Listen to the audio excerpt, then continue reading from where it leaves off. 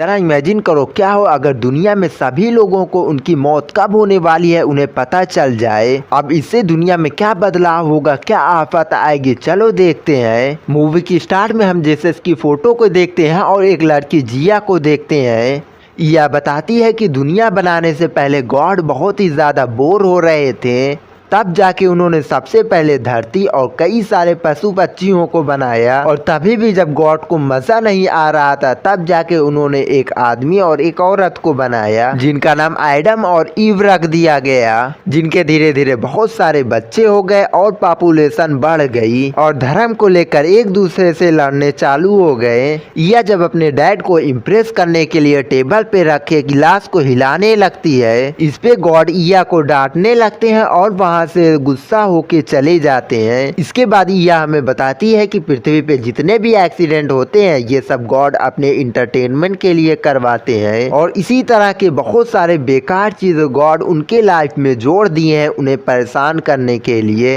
एक दिन जब यह अपने डैड के रूम में जाती है तब वहाँ उसके डैड के कंप्यूटर में से उसे ये सारी सच्चाई पता चलती है। यार गॉड के पास भी कंप्यूटर होता है। अब यह खाना खाते समय अपने डैड से कहती है कि तुम बहुत ही बुरे हो और लोगों के साथ बहुत ही ज्यादा बुरा व्यवहार करते हो। इस पे गॉड को बहुत ही ज्यादा गुस्सा आ जाता है और वो ईया की बहुत ही ज्यादा पिटाई करते हैं। अब अगले सीन में हम देखते हैं ईया जेसस से बात करती है। ईया जेसस से कहती है कि वो गॉड से अपने ऊपर हुए अत्याचारों का बदला लेना चाहती है, इसलिए मुझे भी तुम्हारी तरह पृथ्वी पे जाके सब कुछ बदलना है। जेसस कहते हैं मैंने धरती पे 12 लोगों को अपना धर्म प्रचार करने के लिए चुना था और उन्हीं की मदद से मैंने एक बुक बाइबल भी लिखी। इसी तरह तुम्हें भी पृथ्वी पे जाके अपने दूतों को चुनना चाहिए और एक बुक लिखनी चाहिए। इसके बाद यह जेसस से पृथ्वी पे जाने का रास्ता पूछती है। जेसस कहते हैं कि उसने एक वॉशिंग मशीन से पृथ्वी पे जाने का रास्ता बनाया है। यार कुछ भी, वॉशिंग मशीन से धरती पे जाने का रास्ता, वाह। इसके बाद ये अपने डैड के रूम में जाती है और उन्हें हर्ट करने के लिए धरती पे सभी लोगों को उनकी मौत की एग्जैक्ट डेट बता देती है, जिससे धरती पे सभी लोगों को उनकी मौत की एग्जैक्ट डेट पता चल जाती है, वो भी उनके मोबाइल फोन में। और इसके बाद यह वॉशिंग मशीन से अर्थ पे आ जाती है। अब हम धरती पे देखते हैं वहाँ पे सभी लोगों को उनकी मौत का एग्जैक्ट डेट पता चल जाता है। इसके बाद हम एक औरत को देखते हैं जो कि बाथरूम में नहा रही होती है और उसे मैसेज में पता चलता है कि वो अगले ही 2 मिनट में मरने वाली है। अब वो अपने मरने की बात सुनकर घर में पड़े सभी इलेक्ट्रॉनिक चीजों को बंद करने लगती है, जिससे उसे लगता है कि उसकी मौत रुक जाएगी। लेकिन जब वो एक डिब्बे को अलमारी से उतारने की कोशिश करती है तभी वो अलमारी उसके ऊपर गिर जाती है और वो इस वक्त मर जाती है। अब पूरी दुनिया को उनकी मरने की तारीख पता चल गई थी, अब इसीलिए सब लोग कुछ भी करने लगे थे। अब इसके बाद हम एक लड़के को देखते हैं जिसे अपने मरने की तारीख पता थी और वो टिकटॉक वीडियो बनाने के लिए छत से ही कूद जाता है। यार असली कंटेंट क्रिएटर तो यहाँ पे पड़े हुए हैं, और वो छत से कूदने के बाद भी बच जाता है, उसकी जगह पे कोई और ऊपर का टिकट ले लेता है। वहीं कुछ लोग अपनी मौत की डेट देखकर दुखी हो जाते हैं, और जब गॉड ये सब न्यूज में देखते हैं तब वो पूरी तरह से हैरान हो जाते हैं और वो फटाक से जाके अपने कंप्यूटर को चेक करते हैं और वो कंप्यूटर को पहले जैसा ठीक करने की कोशिश करते हैं, पर ईया ने सब कुछ बर्बाद कर दिया था। अब गॉड ईया को इधर उधर ढूंढने लगते हैं, पर ईया तो धरती पे मौज मार रही है, और जब उसे भूख लगती है तब वो डस्टबिन से एक बर्गर उठा के खाने लगती है। तभी सड़क पे उसे एक भिखारी आदमी दिखाई देती है जिससे ईया बात करने की कोशिश करती है, क्योंकि ईया को बुक लिखने के लिए एक आदमी की जरूरत थी, इसलिए ईया उससे लिखने के बारे में पूछती है, पर वो भिखारी कहता है कि वो थोड़ा बहुत लिख सकता है।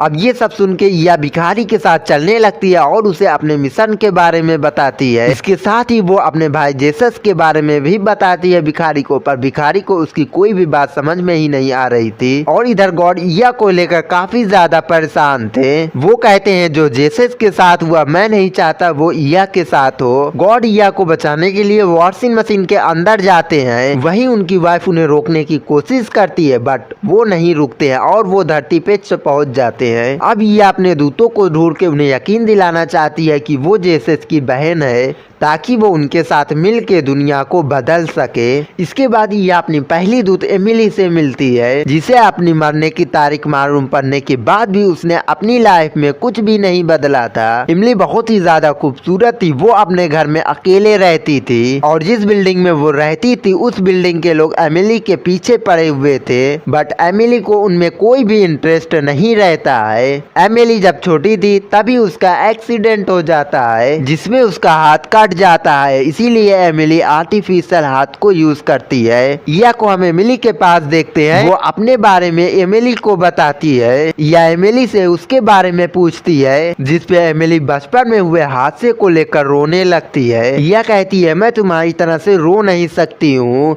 मैं लोगों के हालात पे उन्हें म्यूजिक सुना सकती हूँ। और जब रात में एमिली सो रही होती है और तभी जो एमिली का हाथ बचपन में कट गया था वो एक गाने पे डांस करने लगता है, जिससे एमिली को यकीन हो जाता है कि ये सच में गॉड की बेटी है। इसके बाद ये अपने अगले दूत जॉन के पास जाती है, जो कि पहले एक मॉल में काम किया करता था, लेकिन जब से उसे उसकी मौत की तारीख के बारे में पता चला तब से वो पार्क में घूमने के लिए जाने लगा, क्योंकि जॉन एक सुकून भरी मौत मरना चाहता था। और फिर यह जॉन के पास जाती है और उससे बात करने की कोशिश करती है और उसे बताती है कि वो गॉड की बेटी है, पर जॉन को रिया की बात पे विश्वास नहीं होता है। तो यह जॉन के सामने एक पंछी को बुलाती है और उससे बात करने लगती है। ये देखकर जॉन काफी ज्यादा हैरान होता है, लेकिन फिर भी उसे रिया की बात पे विश्वास नहीं होता है। अब अगले सीन में हम देखते हैं कि गॉड एक मशीन से बाहर आ रहे हैं, जहाँ पे एक औरत गॉड को इस तरह मशीन से बाहर निकलते हुए देखकर डर जाती है और वो वहां से बाहर आते हैं। जब उन्हें भी भूख लगती है तब वो भी एक डस्टबिन से बर्गर निकाल के खाने लगते हैं और तभी वहां पे कुछ गुंडे आ जाते हैं, जिनसे गॉड अपनी बेटी के बारे में पूछता है, बट वो गुंडे गॉड को ही पीट देते हैं। हाँ, सच में गॉड को ही पीट देते हैं। फिर हम गॉड को हॉस्पिटल में देखते हैं, जहाँ पे गॉड एक छोटे से बच्चे से उसका ब्रेड छीन के खाने लगते हैं और वहाँ पे बच्चे की मॉम गॉड को पीट देती है। यार कोई इज्जत ही नहीं है गॉड की, हर कोई ऐरा गैरा आके पीट के चला जा रहा है। इसके बाद ये अपने अगले दूत जैक से मिलने जाती है, जो कि बहुत ही ज्यादा शर्मीला होता है। जैक ने बचपन से लेकर आज तक किसी भी लड़की को टच नहीं किया था और जब उसे पता चलता है कि उसके पास जीने के लिए 83 दिन ही है, तो वो अपने सारे पैसे ऐसो आराम में ही उड़ा देता है। यहाँ पे यह उसे नया रास्ता दिखाती है और कहती है कि तुम्हारी आवाज बहुत ही अच्छी है और तुम्हें आवाज से रिलेटेड कोई काम करना चाहिए। अब जैक के पास कोई दूसरा काम नहीं होता है, तो वो फिल्मों में वॉइस ओवर करना शुरू कर देता है। अब यहाँ पे जैक की मुलाकात उस लड़की से होती है जिसे वो बचपन में प्यार करता था और वो दोनों बातों ही बातों में अच्छे दोस्त बन जाते हैं। इधर रिया की मॉम जेसस की देवदूत को देखती है, तो वो देखती है कि उसमें 12 देवदूत है और अब उनकी संख्या 12 से बढ़ के 15 हो चुकी थी। यानी कि यह जिन 3 देवदूतों से मिली थी वो भी अब देवदूत बन चुके थे। वहीं अगले सीन में हम गॉड को देखते हैं, जो कि खाना खाने के लिए होटल में घुस जाते हैं, बट रूल तोड़ने की वजह से उनकी पिटाई हो जाती है।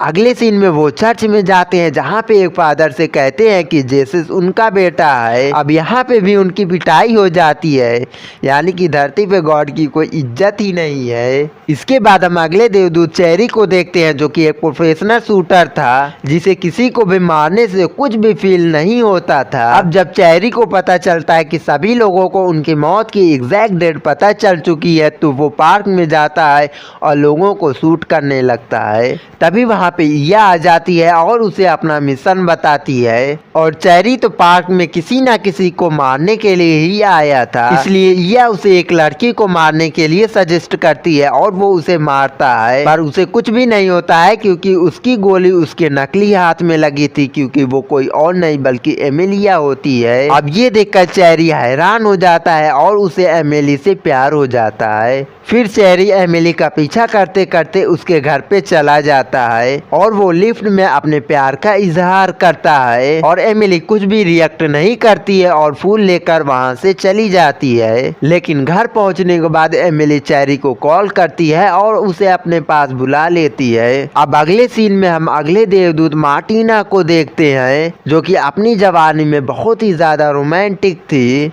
जब मार्टिना को अपनी मौत की तारीख पता चली, तब वो अपने आखिरी समय में अपने सच्चे प्यार के साथ रहना चाहती थी और इसी बीच बीच में ईया उसके पास आती है और उसे अपना मिशन बताती है और उसे कहती है तुम्हारा सच्चा प्यार सर्कस में मिलेगा। और अगले ही सीन में वो एक सर्कस में पहुंचती है जहाँ पे उसे एक गोरिल्ला से प्यार हो जाता है और मार्टिना उस गोरिल्ला को खरीद के अपने घर पे ले आती है। मतलब यार कुछ भी लॉजिक गया तेल लेने इस मूवी की। अब आगे क्या हुआ वो तुम गेस करो, मैं तो नहीं बताने वाला। इधर गॉड जब ईया को ढूंढ नहीं पाता है तब वो अपने यूनिवर्स में जाने के लिए परेशान हो जाता है और तभी उसकी मुलाकात ईया से हो जाती है। गॉड ईया से सब कुछ ठीक करने के लिए कहते हैं लेकिन वो वहां से भागने लगती है और गॉड भी उसका पीछा करने लगते हैं। फिर ईया उस भिखारी को लेकर नदी के पानी पे चढ़ते हुए नदी को पार कर लेती है, लेकिन जब वो गॉड नदी में कूदता है तब वो पानी में गिर जाता है क्योंकि उसकी सारी पावर कंप्यूटर में थी और कंप्यूटर को ईया ने तो खराब ही कर दिया है। इसके बाद हम आखिरी दूत बिली को देखते हैं जो कि एक छोटा बच्चा बीमार था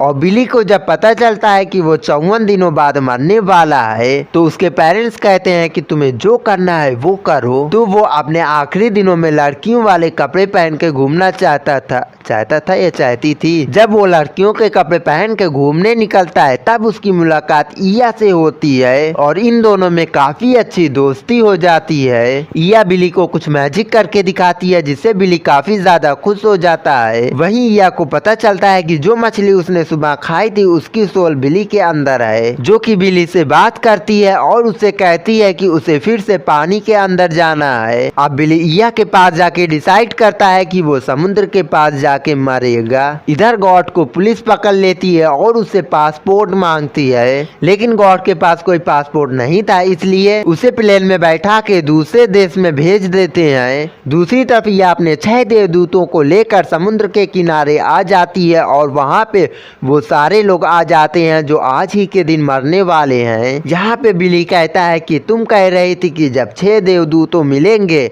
तब जाके एक मिरेकल होगा। अब 6 देवदूत मिल चुके हैं तो वो होगा कब? इसके बाद हम देखते हैं ईया की मॉम सफाई करते हुए गॉड के कंप्यूटर के पास चली जाती है और जब वो कंप्यूटर के पास जाती है तब वो कंप्यूटर अपने आप ही चालू हो जाता है। इधर बीच के किनारे बिली अपनी मौत का इंतजार करने लगता है। तभी हम देखते हैं गॉड जिस प्लेन में होते हैं वो प्लेन अचानक से क्रैश होकर इनके पास आने लगता है। दूसरी तरफ ईया की मॉम जब कंप्यूटर को चलाती है तब वो अर्थ के प्रोग्राम को दोबारा से रीसेट कर देती है जिससे पृथ्वी पे रहने वाले सभी लोगों की मरने की तारीख बदल जाती है और जो प्लेन क्रैश होकर उनके पास गिरने वाला था वो भी अचानक से कंट्रोल में आ जाता है। इधर ईया की मॉम कंप्यूटर से पृथ्वी के बादलों का रंग चेंज कर देती है और साथ ही साथ पृथ्वी पे बहुत सारे बदलाव कर देती है जिससे अब लोग पानी में भी चल सकते हैं और पानी के अंदर भी जिंदा रह सकते हैं। ईया यहाँ पे समझ जाती है कि ये सब बदलाव उसकी मॉम ने किया है।